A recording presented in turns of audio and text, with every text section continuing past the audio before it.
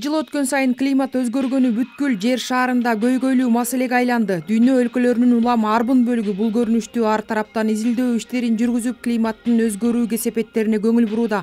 Кыргызстандагы бул жагдайда сыртта карап тура албайт, себеби тоолуу өлкө болгондуктан климаттын өзгөрүү кесепеттеринин алдында өтө аялуу мамлекеттердин катарында. О том, что завтра наша экономика будет расти. Кыргызстан экономиканын негизги секторлорунда климаттын өзгөрүшүнө адаптациялоо үчүн каржылоону мобилизациялоо жана тартуу үчүн климаттык инвестициялык программаны иштеп чыккан. Биздин өлкө климаттын өзгөрүшүнө каршы туруу боюнча сессиялар болгон сайын улуттук деңгээлде аныкталган салымдарыбызды сунуштап келебиз. Анын ичинде ушул өкмөттөр аралык топтун сунуштарын эске алуу менен амбициялуу максаттарды койгонбуз. Климаттын өзгөрүү кесепеттери күчөгөн сайын Кыргызстан температуранын жогорулашына, аба ырайы менен жаан-чачындын өзгөрүшүнө көбүрөөк дуушар болууда. Бул өзгөрүүлөр өзгөчө элет жеринде жана тоолуу аймактарда эң маанилүү суу ресурстарына, айыл чарбасына жана калктын жашоо тиричилигине коркунуч туудурууда. Ушул тапта бул багытта иш-аракеттерди күчөтүү жана каржылоону камсыздоону жакшыртуу боюнча бир катар сунуштар бар. Изилдөөлөрдүн жыйынтыгында 50-жылы 2100 жылга барып мөңгүлөрдүн көпчүлүк бөлүгү жок болуп кетүү коркунучу бар.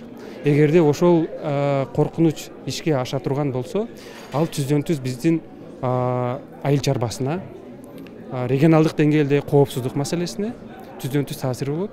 Ошондуктан ушул маселелерди алдын алуу үчүн биз регионалдык деңгээлде да, анан глобалдык деңгээлде да мүмкүн болушунча көп каржы маселесин тартып, адаптацияга байланышкан чечимдерди биз ишке ашыруубуз абзел болот. Иш-чарага илимдин, жарандык коомдун, жеке сектордун жана эл аралык өнөктөштөрдүн өкүлдөрү катышып, мамлекеттик жана коомдук уюмдарда климаттын чакырыктары жөнүндө маалымдуулукту жогорулатууга, адамдардын климатка карата туура мамилелерин жайылтууга багытталды. Эң негизгиси болуп, бул деген биз жанагы жашыл мурас программабыз бар. Ал боюнча андан кийин жашылдандыруу маселелери кылып атат. Жанагы өзгөчө корголуучу аймактарыбыз бар.